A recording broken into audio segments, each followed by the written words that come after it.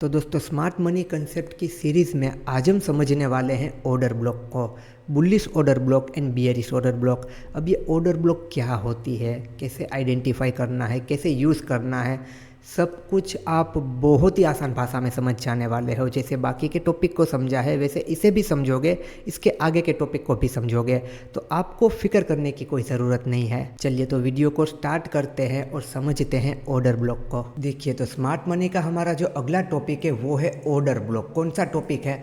Order block. Order block का मतलब क्या होता है? ऑर्डर ब्लॉक का मतलब कि ऑर्डर लगाना। कौन से ऑर्डर लगाना? बाइंग और सेलिंग के ऑर्डर लगाना।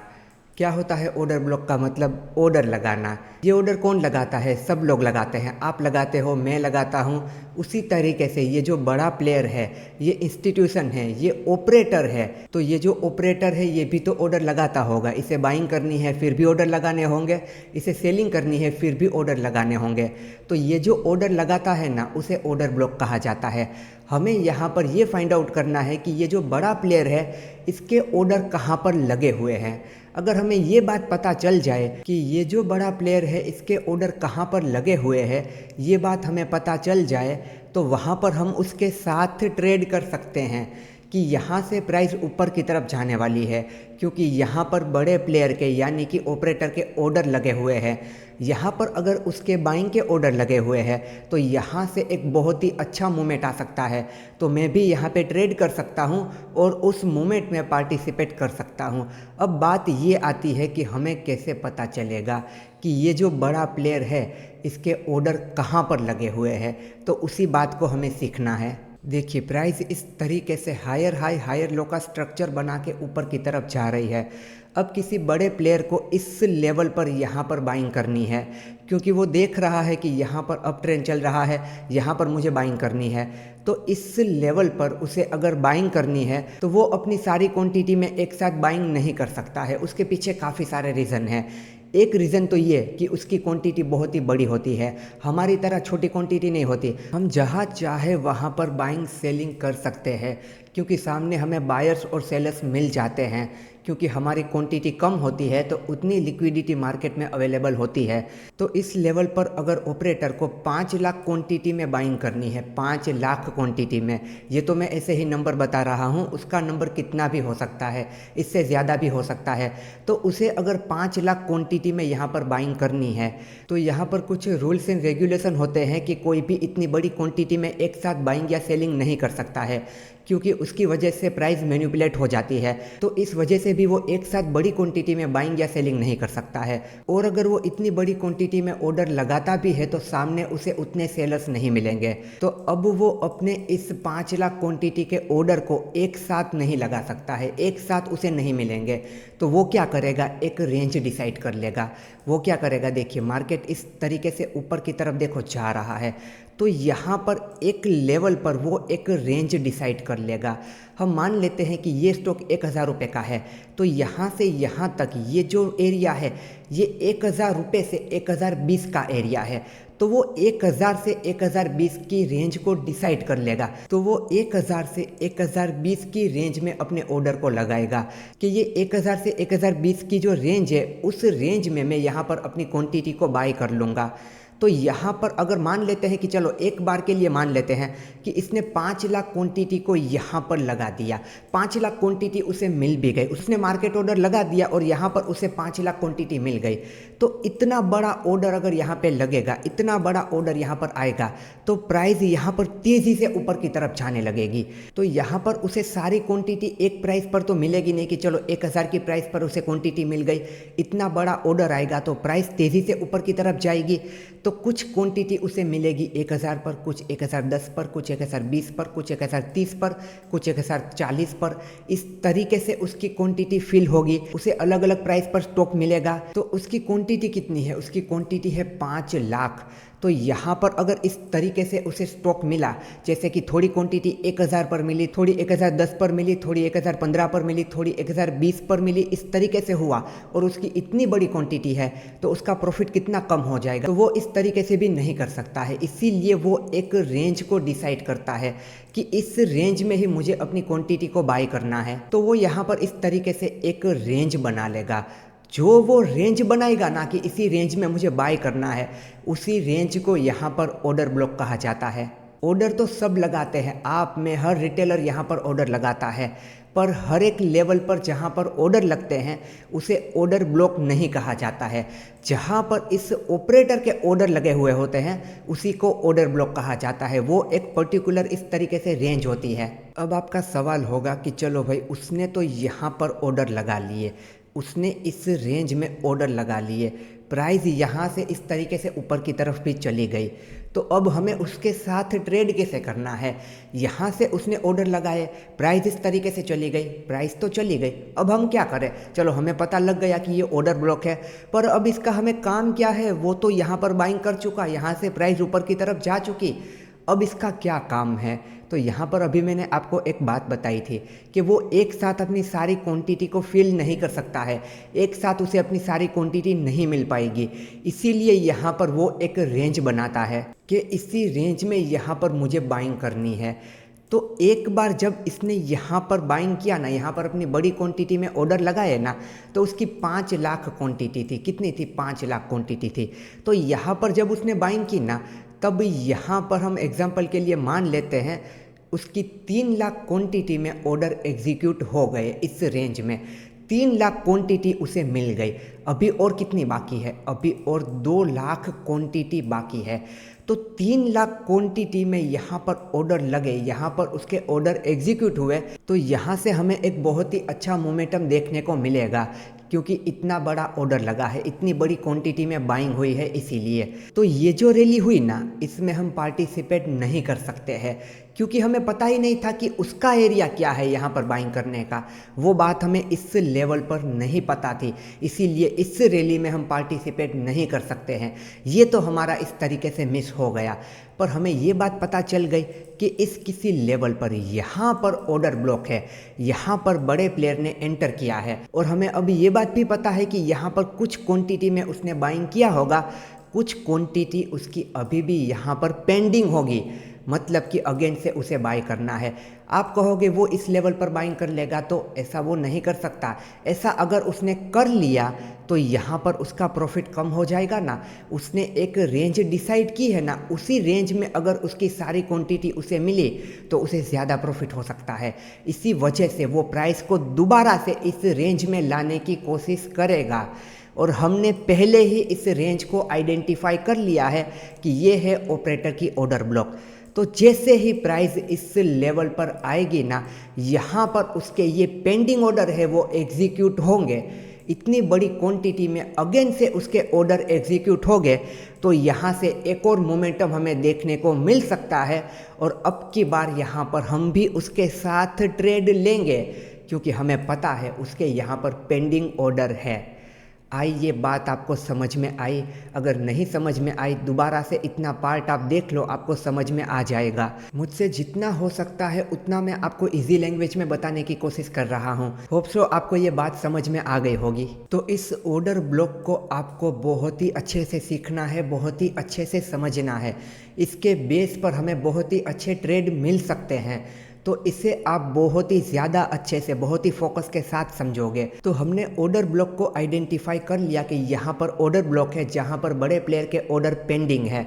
तो दोबारा से प्राइस यहाँ पर आएगी तो यहाँ से बाकी बचे हुए ऑर्डर एग्जीक्यूट हो गए, एक और मूवमेंट होगा और इस मूवमेंट में मैं पार्टिसिपेट कर पाऊँगा। ये बात आपको समझ में आ गई। अब दोबारा से प्राइस यहाँ पर आएगी क्यों, ये एक सवाल यहाँ पर हमें आ सकता है कि यहाँ पर तो चलो इनकी बाइंग हो गई, इनके ऑर्डर भी पेंडिंग है, चलो ये बात भी ठीक है, पर यहाँ पर दोबारा से प्राइस क्यों आएगी? क्या यहाँ पर ऐसा कोई रूल है कि बड़े प्लेयर के कोई ऑर्डर पेंडिंग है तो वहाँ पर प्राइस को आना ही चाहिए? आप समझ लीजिए कि ऐसा कोई रूल तो नहीं है, पर इन लोगों ने यानी कि ऑपरेटर ने ऐसा रूल बना दिया है कि यहाँ पर प्राइस को दोबारा से आना होगा, क्योंकि यहाँ पर प्राइस को वही दोबारा से लाता है। किस तरीके से? यहाँ से प्राइस को नीचे की तरफ ले आता है, इस तरीके से। वो ऐसा कैसे करता है? वो ऐसा कर सकता है क्योंकि उसके पास बड़ा पैसा है ना, तो यहाँ पर कुछ और पैसा वो लगाता है प्राइस को नीचे की तरफ ले आने में। इस तरीके से वो थोड़ा सा प्राइस को नीचे की तरफ ले आता है। यहाँ पर हमारे जैसे रिटेलर सेल करने लगते हैं तो उसे ज़्यादा कुछ नहीं करना पड़ता। फिर प्राइस इस तरीके से नीचे की तरफ आती है, उसकी रेंज में, उसकी ऑर्डर ब्लॉक में आती है, तो उसके बाकी बचे जो ऑर्डर होते हैं उसे वो यहाँ पर इस तरीके से फिल कर लेता है। यहाँ पर उसके बाकी बचे हुए ऑर्डर को अगर वो फिल करेगा तो उसका प्रॉफिट बहुत ही कम हो जाएगा। उससे अच्छा है कि वो थोड़ा सा दिमाग लगाए, थोड़ा सा पैसा खर्च करे, प्राइस को नीचे की तरफ लाए, अपनी रेंज में लाए और उसी रेंज में अगेन से अपने बाकी बचे हुए ऑर्डर को फिल करे। तो यहाँ पर वो क्या करेगा, ये जो लास्ट स्विंग हाई है ना, उसके ऊपर प्राइस को ले जाएगा। इतनी बड़ी क्वांटिटी में बाइंग आई है तो ऑब्वियसली ये लेवल टूटेगा, इस तरीके से ऊपर की तरफ प्राइस जाएगी। फिर वो क्या करेगा, एक ट्रैप क्रिएट करेगा। यहाँ पर वो एक ट्रैप क्रिएट करेगा जिसे कि लिक्विडिटी स्विप कहा जाता है। वो हमारा लिक्विडिटी का टॉपिक अभी आगे आना बाकी है, अभी के लिए आप इसे ट्रैप समझ लीजिए, उसका मतलब ट्रैप ही होता है। तो यहाँ पर वो अपना कुछ और पैसा लगाएगा। यहाँ पर ब्रेकआउट स्ट्रक्चर हुआ था, ब्रेकआउट हुआ था, कुछ पैसा लगाकर वो प्राइस को इस तरीके से नीचे की तरफ लाएगा। यानी कि सबको दिखेगा ब्रेकआउट फेल हो गया, यहाँ पे ट्रैप हुआ। तो यहाँ पर ब्रेकआउट हुआ, उसे देखकर काफ़ी सारे लोगों ने बाइंग की होगी।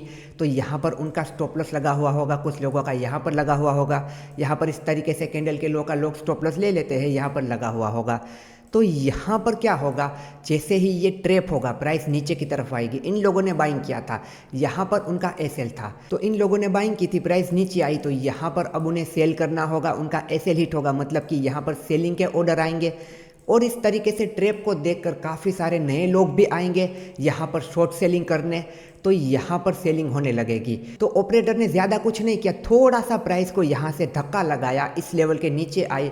हम जैसे रिटेलर यहाँ पर कूद पड़ेंगे, चलो यहाँ पर शॉर्ट सेलिंग करते हैं, कुछ लोगों के यहाँ पर एसएल हिट होंगे, तो प्राइस को एक धक्का लगेगा, प्राइस आ जाएगी इस रेंज में। तो इस तरीके से वो दोबारा से प्राइस को इस रेंज में लाएगा, अपना दिमाग लगाकर, कुछ यहाँ पर पैसा लगाकर, उसकी रेंज में आ गई, उसके पेंडिंग ऑर्डर यहाँ पर है, उसे वो फिल कर लेगा। फिर अगेन से यहाँ पर हमें एक मूवमेंट देखने को मिल सकता है, और अब की बार जो ये मूवमेंट होगा उसमें हम भी पार्टिसिपेट कर पाएंगे, क्योंकि हमने इसे आइडेंटिफाई कर लिया है। आइए आपको ये बात समझ में कि ऑर्डर ब्लॉक क्या होती है, ऑर्डर ब्लॉक किस तरीके से काम करती है, और कैसे हम ऑपरेटर के साथ वहाँ पर ट्रेड कर सकते हैं। पहली बार में हम नहीं कर सकते हैं, ये हमें पता ही नहीं था, पर अब की बार हम यहाँ पर कर सकते हैं, क्योंकि हमें पता था कि यहाँ पर उसके पेंडिंग ऑर्डर है। और देखिए यहाँ पर काफ़ी सारे लोग किस तरीके से कहते हैं कि जिस लेवल से प्राइस ऊपर की तरफ जाती है वहाँ पर ऑर्डर ब्लॉक है, पर ऐसा नहीं होता है। ऑपरेटर की ऑर्डर ब्लॉक हर जगह पर नहीं होती है। हाँ, यहाँ पर भी ऑर्डर ब्लॉक है, पर वो ऑपरेटर की ऑर्डर ब्लॉक है या नहीं है उसे जानने के लिए कुछ यहाँ पर रूल्स है। वो रूल्स अगर फुलफिल हुए तो ही यहाँ पर हम मानेंगे कि वो ऑपरेटर की ऑर्डर ब्लॉक है। हर एक लेवल पर हम ये नहीं कह सकते कि ये ऑपरेटर की ऑर्डर ब्लॉक है। हाँ, इस तरीके से हो सकता है कि यहाँ पर एक ऑर्डर ब्लॉक है, फिर प्राइस इस तरीके से ऊपर की तरफ गई, तो यहाँ पर और कोई भी ऑर्डर ब्लॉक हो सकती है, आगे भी इस तरीके से कोई ऑर्डर ब्लॉक हो सकती है, क्योंकि यहाँ पर एक ऑपरेटर तो है नहीं, काफ़ी सारे ऑपरेटर है, काफ़ी सारे इंस्टीट्यूशन है, तो इस तरीके से यहाँ पर हो सकता है। पर हर एक लेवल जहाँ से प्राइस ऊपर की तरफ गई है या फिर नीचे की तरफ आई है, वहाँ पर ऑपरेटर के ऑर्डर लगे हुए हैं, वो हम नहीं कह सकते हैं, ऐसा नहीं होता है। और जिस तरीके से यहाँ पर ऑपरेटर को बाइंग करनी थी, उसने यहाँ पर ऑर्डर लगाए थे, उसी तरीके से जब उसे सेलिंग करनी होगी तो यहाँ पर भी वो इसी तरीके से एक रेंज बनाएगा। यहाँ पर कुछ क्वांटिटी उसे मिल जाएगी, उसका ऑर्डर यहाँ पे लग जाएगा, डील हो जाएगी, इस तरीके से मूवमेंट आएगा। फिर इस तरीके से अगेन से वो यहाँ पर प्राइस को लाएगा अपने पेंडिंग ऑर्डर को फिल करने के लिए। तो यहाँ पर जैसे ही प्राइस आएगी दोबारा से एक इस तरीके से मोमेंटम मिल सकता है, क्योंकि यहाँ पर उसके पेंडिंग ऑर्डर है। तो यहाँ पर जो हमारी ऑर्डर ब्लॉक होती है वो दो टाइप की होती है, एक होती है बुलिश ऑर्डर ब्लॉक, एक होती है बियरिश ऑर्डर ब्लॉक। इस तरीके से अप ट्रेंड में जो भी हमें ऑर्डर ब्लॉक मिलेगी बुलिश ऑर्डर ब्लॉक, इस तरीके से डाउन ट्रेंड में जो भी हमें ऑर्डर ब्लॉक मिलेगी वो होगी बियरिश ऑर्डर ब्लॉक। तो यहाँ पर ये दो ऑर्डर ब्लॉक को हमें सीखना है, bullish order block and bearish order block, और इसे आपको बहुत अच्छे से सीखना ही है। मैं आपको यहाँ पे रियल चार्ट में दिखाऊंगा ना, तब आपको पता चलेगा कि ये ऑर्डर ब्लॉक कितना अच्छे से काम करती है। तो अब हम समझते हैं कि यहाँ पर वो कौन से रूल है जिनके फुलफिल होने पर ही हमें पता चलेगा कि ये एक वैलिड ऑर्डर ब्लॉक है। जब ये रूल यहाँ पर मैच करेंगे तभी हम मानेंगे कि ये एक वैलिड ऑर्डर ब्लॉक है। वैलिड ऑर्डर ब्लॉक मतलब कि ऑपरेटर की ऑर्डर ब्लॉक। अगर ये रूल यहाँ पर मैच नहीं करेंगे तो हम मानेंगे कि यहाँ पर किसी बड़े प्लेयर की एंट्री नहीं हुई है, यहाँ पर और कुछ हुआ है। यहाँ पर कोई चांस नहीं है कि अगेन से यहाँ पर प्राइस आएगी और इस तरीके से हमें मूवमेंट देखने को मिलेगा। अगर इस तरीके से यहाँ से हमें मूवमेंट को देखना है तो कुछ रूल है जो फुलफिल होने चाहिए। तो सबसे पहले तो देखिए, प्राइस इस तरीके से नीचे की तरफ आती है।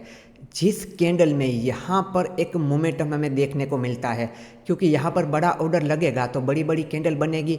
तो जिस लेवल से इस तरीके से बड़ी बड़ी ग्रीन कैंडल अगर बनने लगती है तो इस ग्रीन कैंडल के जो पहले की कैंडल है, यहाँ पर एक रेड कैंडल होगी। काफ़ी सारे केस में यहाँ पर ग्रीन कैंडल भी हो सकती है। तो यहाँ पर ये जो रेड कैंडल होगी, इस रेड कैंडल ने इसके जो पिछली कैंडल है, अभी मैं आपको एनिमेशन चार्ट में भी दिखाता हूँ, इसकी जो पिछली ये कैंडल है इसका लो ब्रेक किया होना चाहिए। इसका लो ये है तो इस कैंडल ने इसका लो ब्रेक किया है, तो ये एक यहाँ पे रूल है कि ये होना चाहिए। ये बातें शायद अभी आपको सही से क्लियर ना हो रही हो, मैं आपको एनिमेशन चार्ट में दिखाऊंगा, उसके बाद हम रियल चार्ट में देखेंगे ना, तब सब कुछ क्लियर हो जाएगा। अभी बस मैं आपको ड्रॉ करके बता रहा हूँ। तो यहाँ पर जिस कैंडल से हमें एक मूवमेंट देखने को मिला है, उसके पहले की जो कैंडल है उसने इस कैंडल का लो ब्रेक किया होना चाहिए। मतलब कि यहाँ पर इसका लो ब्रेक हो गया। इसका मतलब क्या, इसका लो ब्रेक हो गया तो काफ़ी सारे लोग यहाँ पर सेल करने की ट्राई करते हैं ना, कि कैंडल का लो ब्रेक हुआ, प्राइस नीचे की तरफ आ सकती है। लोग इस तरीके से भी करते हैं। तो यहाँ पर ये ट्रैप होना चाहिए कि इसका लो ब्रेक हुआ, लोगों ने यहाँ पे सेल किया होगा, प्राइस ऊपर की तरफ चली गई, मतलब कि यहाँ पर ये सेलर्स ट्रैप हो गए। तो एक रूल ये है कि ये यहाँ पर इस तरीके से होना चाहिए। ये एक रूल हो गया। उसके बाद का दूसरा रूल क्या है? दूसरा रूल ये है कि ये जो पहली कैंडल है, उसके बाद ये दूसरी कैंडल है और ये है तीसरी कैंडल। ये जो तीन कैंडल है ना, इसमें ये पहली कैंडल के हाई को हमें लेना है, तीसरी कैंडल के लो को हमें लेना है। ये जो पहली कैंडल का हाई और तीसरी कैंडल का लो, ये दोनों एक दूसरे को टच नहीं करने चाहिए। यानी कि अभी यहाँ पर किस तरीके से हैं, दूर दूर, इस तरीके से दूर होने चाहिए और बीच में एक बड़ी कैंडल होनी चाहिए। इसे फेयर वैल्यू गैप कहा जाता है। फेयर वैल्यू गैप को हम अलग से भी देखेंगे, पर यहाँ पर ये फेयर वैल्यू गैप होना ज़रूरी है।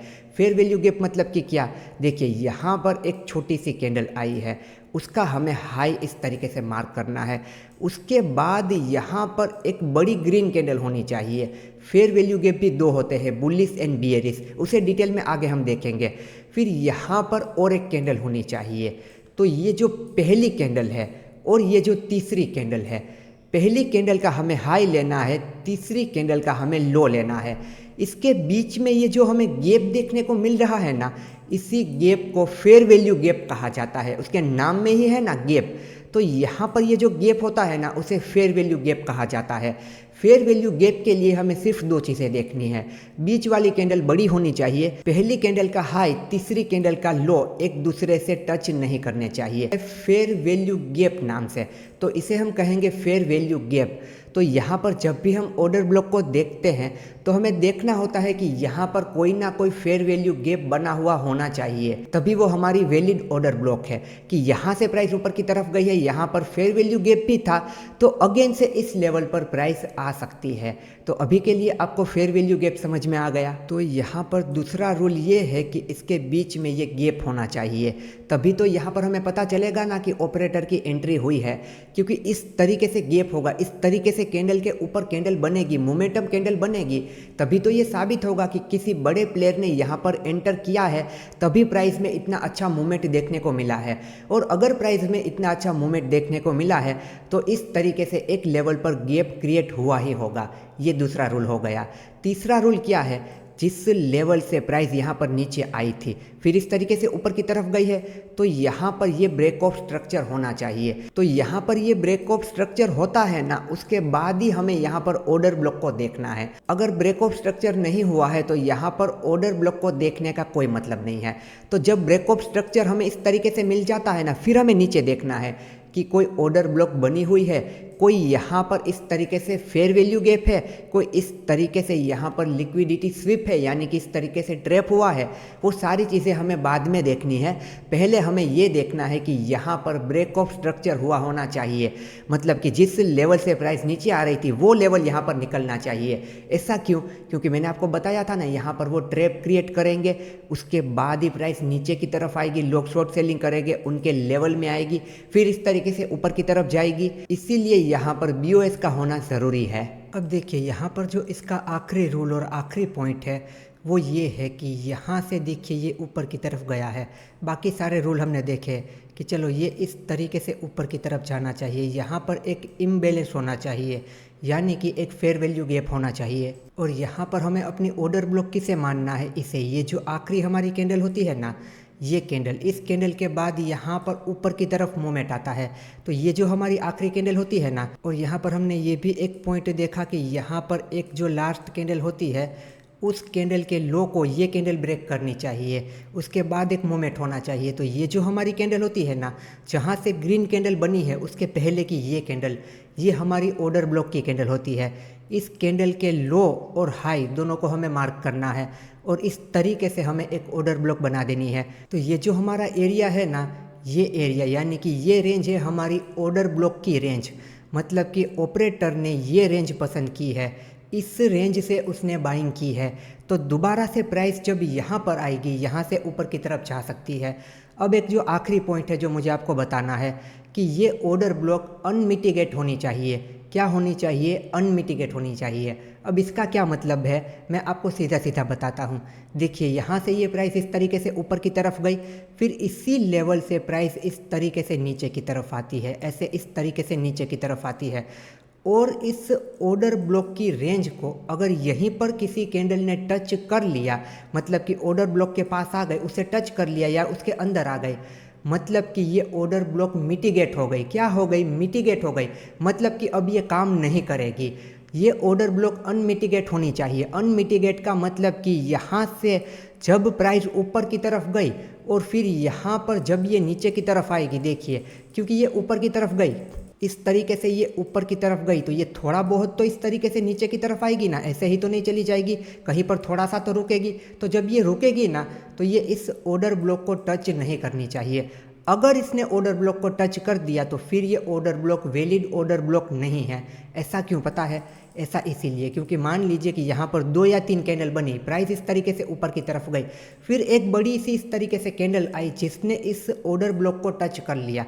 तो जैसे ही इस ऑर्डर ब्लॉक को टच किया, मतलब कि ऑपरेटर के जो पेंडिंग ऑर्डर थे ना, वो यहाँ पर फिल हो गए। अब ये ऑर्डर ब्लॉक किसी भी काम की नहीं है। कोई भी ऑर्डर ब्लॉक है वो एक ही बार यूज़ में आ सकती है। एक बार देखिए यहाँ से ये मूवमेंट हो गया, फिर हमें पता चल गया कि यहाँ पर ऑर्डर ब्लॉक है, फिर जब भी प्राइस इस ऑर्डर ब्लॉक के पास आती है, एक ही बार हम इसका यूज़ कर सकते हैं। दोबारा से वो ऑर्डर ब्लॉक के पास आती है तो यहाँ पर आपको कोई मूवमेंट देखने को नहीं मिलेगा। इस लेवल के प्राइस नीचे भी जा सकती है, यहाँ पे रुक भी सकती है, थोड़ा बहुत ऊपर भी जा सकती है, पर अच्छा मूवमेंट हमें देखने को नहीं मिलेगा। एक ऑर्डर ब्लॉक को हम एक ही बार यूज़ कर सकते हैं। यहाँ से हमने ऑर्डर ब्लॉक को देख लिया, फिर एक बार यहाँ पर आई, एक बार ऑर्डर ब्लॉक को टच कर लिया, फिर यहाँ से ऊपर की तरफ चली जाएगी। फिर प्राइस भले ही इस तरीके से यहाँ पर आए, फिर इस ऑर्डर ब्लॉक का कुछ भी काम नहीं। तो एक ऑर्डर ब्लॉक को हम एक ही बार यूज़ कर सकते हैं। तो इसे कहते हैं मिटिगेट होना, यानी कि ये ऑर्डर ब्लॉक मिटिगेट हो चुकी है, तो अब ये काम नहीं करेगी क्योंकि यहाँ पर कैंडल आ गए, मतलब कि ऑपरेटर के ऑर्डर थे वो फिल हो गए। अब इस ऑर्डर ब्लॉक का कोई भी काम नहीं है।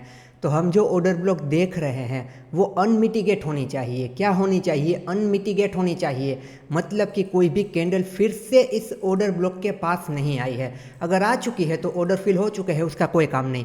अगर नहीं आई है तो भविष्य में कभी ना कभी वो यहाँ पर आएगी, और जब आएगी तब यहाँ पर हमें ट्रेड मिल सकता है। या फिर देखिए यहाँ पर ये इस तरीके से कोई कैंडल ना बने, पर अगर ये जो कैंडल है, देखिए ये कैंडल है, इसकी इतनी बड़ी वीक बन गई और यहाँ पर इसने इसे टच कर लिया, फिर भी ये मिटिगेट हो गई। ये अनमिटिगेट होनी चाहिए, यानी कि टच नहीं करनी चाहिए।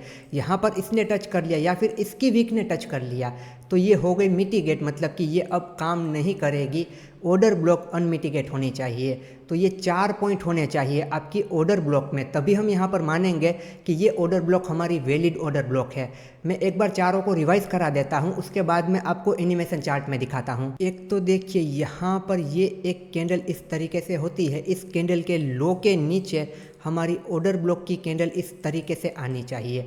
उसके बाद यहाँ पर हमें देखनी है मोमेंटम कैंडल को, मतलब यहाँ पर लिक्विडिटी स्विप हुई, फिर ये जो कैंडल होती है ये कैंडल, यहाँ पर जो ग्रीन कैंडल बनी है उसके पहले की कैंडल, मतलब कि जहाँ से प्राइस में मूवमेंट आना स्टार्ट हुआ है उसके पहले की ये आखिरी कैंडल, ये पूरी कैंडल होती है हमारी ऑर्डर ब्लॉक की कैंडल।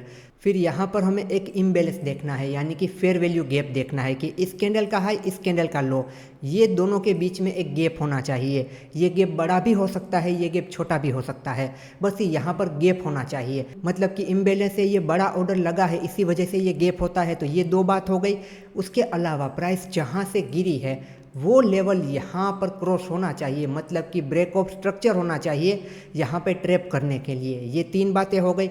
और ये ऑर्डर ब्लॉक है हमारी, ये ऑर्डर ब्लॉक वो अनमिटिगेट होनी चाहिए, इसे टच नहीं करना चाहिए। अगर इसे टच करके प्राइस गई है मतलब कि वो मिटिगेट हो गई, ऑर्डर फिल हो चुके, अब इस ऑर्डर ब्लॉक का कोई भी काम नहीं है। तो ये 4 पॉइंट है जिसे कि आपको याद रखना है। ये चारों के चारों अगर मैच हो जाते हैं तो ज़्यादा अच्छा है। काफ़ी बार कुछ पॉइंट मैच नहीं भी होते हैं, फिर भी वो ऑर्डर ब्लॉक काम कर जाती है। काफ़ी बार सारे पॉइंट मैच भी करते हैं फिर भी काम नहीं करती है, पर मैक्सिमम हमें ये देखने को मिलेगा कि जहाँ पर ये चारों पॉइंट मैच कर जाएंगे वो ऑर्डर ब्लॉक बहुत ही अच्छे से काम करेगी। हो सकता है कोई एक पॉइंट मैच ना हो, फिर भी वो ऑर्डर ब्लॉक काम कर सकती है, पर ज़्यादा एक्यूरेंसी के लिए कि चलो यहाँ से मूवमेंट आना पॉसिबल है, यहाँ पर एक मूवमेंट आ ही सकता है, उसके लिए ये चारों पॉइंट मैच करने चाहिए। चलिए अब मैं आपको ये सारी चीज़ें एनिमेशन चार्ट में दिखाता हूँ। और यहाँ पर तो मैंने आपको बुलिश ऑर्डर ब्लॉक समझाया, वहाँ पर हम बियरिश ऑर्डर ब्लॉक को भी देखेंगे ताकि आपको और अच्छे से समझ में आ जाए। अब यहाँ पर देखिए प्राइस यहाँ पर इस तरीके से पुल बैक कर रही थी। ये जो हमारी कैंडल है ना, ये कैंडल है हमारी ऑर्डर ब्लॉक की कैंडल। इस कैंडल के हाई और लो को हमें मार्क कर लेना है। यहाँ पर आप देखिए ये जो ऑर्डर ब्लॉक की कैंडल है इसने अपनी पहले वाली कैंडल के लो को ब्रेक किया था, मतलब कि लिक्विडिटी स्विप। फिर इस तरीके से हमें एक मूवमेंट देखने को मिला, तो ये हमारी एक बुलिश ऑर्डर ब्लॉक हो गई। इसी तरीके से यहाँ पर हमारी बियरिश ऑर्डर ब्लॉक होती है। देखिए प्राइस इस तरीके से ऊपर की तरफ जा रही थी इस लेवल से, यहाँ पर आप देखो इस कैंडल के हाई को यहाँ पर इसने ब्रेक किया, यानी कि लिक्विडिटी स्विप। यहाँ पर जिस तरीके से लो ब्रेक होना चाहिए यहाँ पर इस तरीके से हाई ब्रेक होना चाहिए। तो यहाँ पर हमारी ऑर्डर ब्लॉक की रेंज कौन सी होगी? हमारी ऑर्डर ब्लॉक की रेंज ये होगी, पूरी की पूरी इस कैंडल को हमें मार्क करना है। जिस कैंडल के बाद मूवमेंट आया है, जो आखिरी कैंडल होती है जहाँ से हमारा मूवमेंट आना स्टार्ट हुआ है, उसके पहले की जो आखिरी कैंडल होती है ना, ये कैंडल, उस पूरी की पूरी कैंडल को हमें इस तरीके से मार्क करना है हाई और लो को मिला के, मतलब कि पूरी कैंडल को ले लेना है। वो होगी हमारी ऑर्डर ब्लॉक की रेंज। तो ये आपकी हो गई बुलिश ऑर्डर ब्लॉक, ये हो गई बियरिश ऑर्डर ब्लॉक। तो यहाँ पर ये 2 चीज़ें आपको समझ में आई। उसके अलावा यहाँ पर क्या था, यहाँ पर ब्रेक ऑफ स्ट्रक्चर। देखो ये लेवल यहाँ पर टूटना चाहिए, जिस लेवल से प्राइस नीचे आई है ना वो लेवल यहाँ पर टूटना चाहिए, जिसे कि हम कहते हैं ब्रेक ऑफ स्ट्रक्चर। यहाँ पर क्या होता है, जिस लेवल से प्राइस ऊपर गई है वो लेवल टूटना चाहिए। तो यहाँ पर ये हो गया हमारा ब्रेक ऑफ स्ट्रक्चर। उसके बाद हमने क्या समझा था, फेयर वैल्यू गैप को, कि ये जो पहली कैंडल है ना इसका ये हमें हाई लेना है, ये जो तीसरी कैंडल है ना इसका हमें लो लेना है। तो आप देख सकते हो यहाँ पर इसके बीच में गैप है, तो इस गैप को भी यहाँ पर हमें मार्क करके रखना है कि इस गैप के पास भी अगर दोबारा प्राइस आई तो यहाँ से भी ऊपर की तरफ जा सकती है। फेयर वैल्यू गैप को भी हम ट्रेड कर सकते हैं, पर अगर fair value gap order block के पास बनता है तो ज़्यादा अच्छा है, और ऑर्डर ब्लॉक के पास इसे होना ही चाहिए, तभी यहाँ पर ऑर्डर ब्लॉक की वैल्यू रहती है, तभी ऑर्डर ब्लॉक यहाँ पर वैलिड मानी जाती है। पर हम सिर्फ फेयर वैल्यू गैप को भी ट्रेड कर सकते हैं, उसके एग्जांपल भी मैं आपको आगे दिखाऊंगा। तो यहाँ पर आप देख सकते हो कि सारी चीज़ें मैच कर रही है, जैसे कि यहाँ पर एक लिक्विडिटी स्विप, एक बात हो गई, फिर ये इम्बैलेंस यानी कि क्या, फेयर वैल्यू गैप, फिर ये तीसरा क्या है यहाँ पर, ब्रेक ऑफ स्ट्रक्चर, और चौथा क्या होना चाहिए, अनमिटिगेट होना चाहिए, यानी कि यहाँ पर ऑर्डर ब्लॉक को कोई भी कैंडल टच नहीं करनी चाहिए। इस तरीके से ये मूवमेंट हुआ है। इस मूवमेंट के बाद आप देखो इस ऑर्डर ब्लॉक को किसी भी कैंडल ने टच किया है, नहीं किया है, मतलब कि ये अनमिटिगेटेड है। तो जब तक ये अनमिटिगेटेड है ये वैलिड है। जैसे ही यहाँ पर इस तरीके से हो जाएगा, ये हो गई मिटिगेट, फिर इसका हमें कोई भी काम नहीं है। यहाँ से एक मूवमेंट आ जाएगा, दोबारा यहाँ पर कुछ भी मूवमेंट आने के चांस नहीं है। एक ऑर्डर ब्लॉक को एक ही बार हम यूज़ कर सकते हैं। और सेम यहाँ पर भी आपको दिख रहा है, ये पूरी जो कैंडल है ये ग्रीन कैंडल, ये हो गई हमारी ऑर्डर ब्लॉक की कैंडल। मतलब कि ये जो रेंज है ना, इस रेंज में ऑपरेटर के ऑर्डर लगे हुए हैं। इस रेंज को प्राइस टच करेगी ना तो फिर से यहाँ पर नीचे की तरफ गिर सकती है।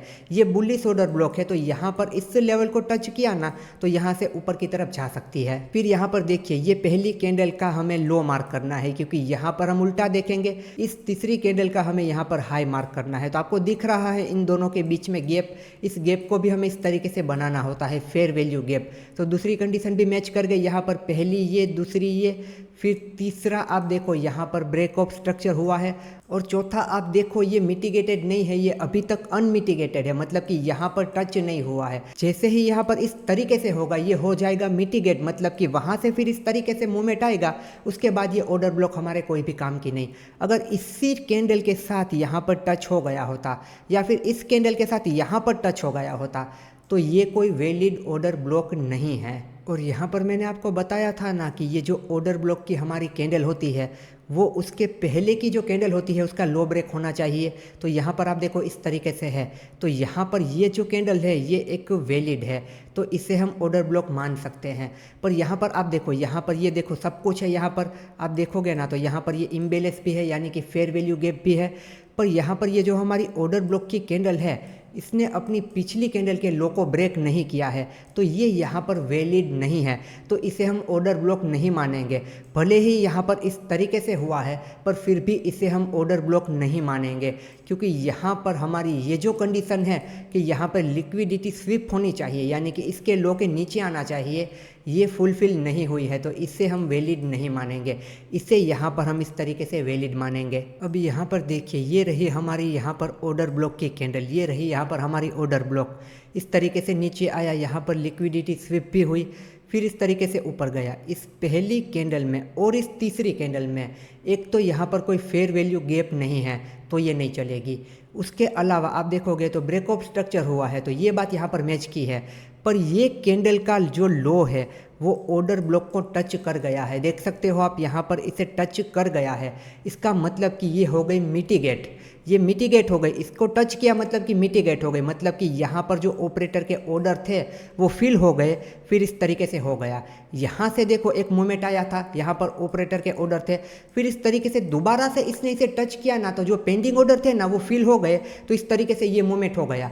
दोबारा से अब ये इस तरीके से आएगा तो कोई गारंटी नहीं है कि यहाँ से मूवमेंट होगा, क्योंकि यहाँ पर सारे ऑर्डर फिल हो गए, दोबारा से टच किया ना इस वजह से। पर यहाँ पर अगर आप देखोगे कि ये रही हमारी ऑर्डर ब्लॉक, फिर इस तरीके से ऊपर की तरफ गया, तो अब तक इसने इसे टच नहीं किया है। अब जब भी टच करेगा तब हमें मूवमेंट देखने को मिलेगा। आप देखो इसके लो ने किसी ने भी इसे टच नहीं किया है, मतलब कि ऑर्डर ब्लॉक के पास नहीं आया है। तो ये सारी बातें यहाँ पर आपको समझ में आई। 4 चीज़ें यहाँ पर मैच होनी चाहिए। देखिए सबसे पहले क्या देखना है, जहाँ से मूवमेंट स्टार्ट हुआ है उसके पहले की जो रेड कैंडल है ना वो होगी हमारी ऑर्डर ब्लॉक की कैंडल, उसके हाई और लो को मार्क करना है।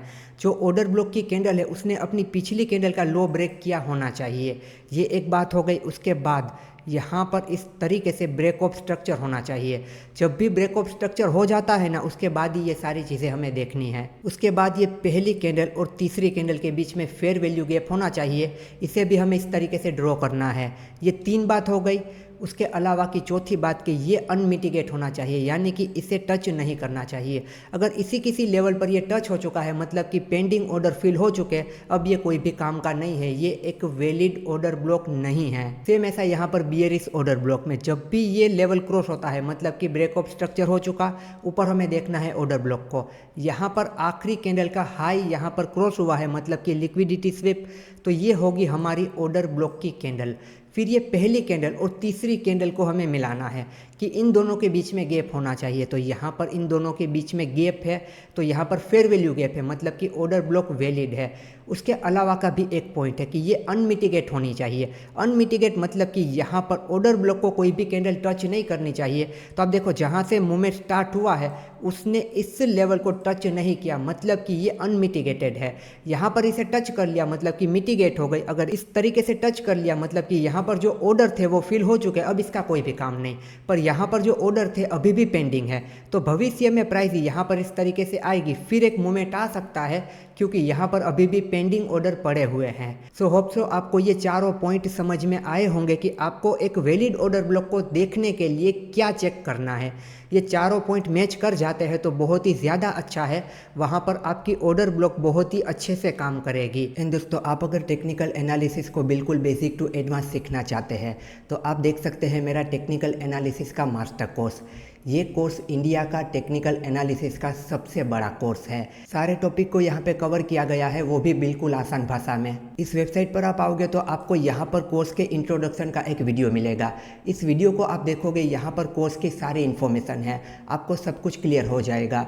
और उसके बाद भी कोई भी सवाल रहता है तो आप मुझसे कनेक्ट करके मुझसे पूछ सकते हैं। और अगर बात की जाए कोर्स के कंटेंट की कि यहाँ पर आप क्या क्या सीखोगे, तो यहाँ पर आप देख सकते हैं इस कोर्स में टोटल 24 लेक्चर दिए गए हैं। यहाँ पर इन सारे टॉपिक को बहुत डिटेल में कवर किया गया है। जैसे कि आप देखिए यहाँ पे लाइव मार्केट एनालिसिस, यहाँ पे लाइव ट्रेडिंग करके भी आपको दिखाया गया है कि लाइव मार्केट में किस तरीके से ट्रेडिंग करते हैं। उसके अलावा देखिए इंडिया विक्स ऑप्शन चेन, यहाँ पर देखिए my personal experience and my view on trading, मतलब कि ट्रेडिंग को लेकर मेरा क्या एक्सपीरियंस रहा है, मेरा क्या व्यू है। ये लेक्चर आप देखोगे ना, ये लेक्चर आपकी ट्रेडिंग और आपकी लाइफ दोनों बदल देगा। उसके बाद आप देखिए ट्रेडिंग का सबसे ज़रूरी टॉपिक ट्रेडिंग साइकोलॉजी, उसे भी बहुत डिटेल में कवर किया गया है। उसके अलावा भी यहाँ पर आप सब लोगों का favourite smart money concept SMC, यहाँ पर आप सीखोगे लिक्विडिटी के बारे में और एडवांस ट्रेडिंग के बारे में। नॉर्मल ट्रेडिंग नहीं, एडवांस ट्रेडिंग। उसके अलावा भी यहाँ पर आप देखिए स्टॉक सिलेक्शन मेथड, ट्रेडिंग के लिए स्टॉक को कैसे सिलेक्ट करना है, चाहे वो इंट्राडे के लिए हो, स्विंग के लिए हो या फिर पोजिशनल के लिए हो। उसके अलावा भी काफ़ी सारे ज़रूरी टॉपिक को यहाँ पर कवर किया है, जैसे कि multiple time frame analysis, important indicator and oscillator, फिर AI बेस्ड ट्रेडिंग, AI को यूज़ करके किस तरीके से ट्रेड किया जाता है। उसके अलावा यहाँ पर पूरा प्राइस एक्शन ट्रेडिंग को डिटेल में कवर किया गया है, बेसिक टू एडवांस तक। टेक्निकल एनालिसिस में अगर आप बिल्कुल ही बिगिनर है तो ये कोर्स आपको प्रो बना सकता है। टेक्निकल एनालिसिस को आप मास्टर कर सकते हो। और यहाँ पर एक ही कोर्स में काफ़ी सारी चीज़ों को कवर किया गया है। यहाँ पर आप देखिए मल्टीपल टाइम फ्रेम एनालिसिस का लेक्चर, इसे मैं आपको ओपन करके दिखाता हूँ। यहाँ पर आप देखना इस लेक्चर की लेंथ कितनी है, 3 घंटे की। यहाँ पर 3 घंटे तक मैंने आपको समझाया है कि मल्टीपल टाइम फ्रेम एनालिसिस किस तरीके से किया जाता है। अगर आपको सही तरीके से मल्टीपल टाइम फ्रेम एनालिसिस करना आता है तो आप ट्रैप से बच सकते हो। उसके बाद यहाँ पर आप देखिए SMC का लेक्चर, यहाँ पर आप देखिए SMC का 6.5 घंटे का पूरा कोर्स है। इस टेक्निकल एनालिसिस के कोर्स के अंदर SMC का भी पूरा कोर्स है, यानी कि एक ही कोर्स में काफ़ी सारी चीज़ें आपको मिलेगी। उसके अलावा यहाँ पर आप देखिए ट्रेडिंग सेटअप, यहाँ पर मैंने ट्रेडिंग सेटअप के बारे में डिटेल में बताया है, अलग अलग मार्केट कंडीशन के हिसाब से किस तरीके से ट्रेडिंग सेटअप को यूज़ करना होता है। ये पूरा कोर्स अगर आप कंप्लीट करते हो तो आप प्राइस एक्शन ट्रेडिंग को, चार्ट रीडिंग को, टेक्निकल एनालिसिस को, SMC को मास्टर कर लोगे। इस कोर्स को कंप्लीट करने के बाद आपको कभी भी किसी को पूछने की ज़रूरत नहीं होगी, आप अपने हिसाब से अपने ट्रेडिंग डिसीजन ले पाओगे। दोस्तों, इस कोर्स को खरीदने के बाद अगर ये कोर्स आपको पसंद नहीं आता है तो यहाँ पे रिफंड पॉलिसी भी है। कोर्स खरीदने के बाद अगर आपको कंटिन्यू नहीं करना है तो आप रिफंड के लिए क्लेम कर सकते हैं, आपको आपका पूरा रिफंड वापस मिल जाएगा, वो भी बिना कोई सवाल किए। तो टेक्निकल एनालिसिस को मास्टर करने के लिए और एक इंडिपेंडेंट ट्रेडर बनने के लिए अभी इस वेबसाइट को विजिट कीजिए, इस कोर्स को चेक कीजिए। यहाँ पर इंट्रोडक्शन का पूरा वीडियो देखिए ताकि आपको सारी चीज़ें क्लियर हो जाए। और ये पूरा कोर्स रिकॉर्डेड है, आप अपने समय पर अपने प्लेस पर आराम से इस कोर्स को देख सकते हैं। इस वेबसाइट की लिंक आपको पिन कमेंट में और डिस्क्रिप्शन बॉक्स में मिल जाएगी। अभी जाके इस कोर्स को जरूर चेकआउट कीजिए।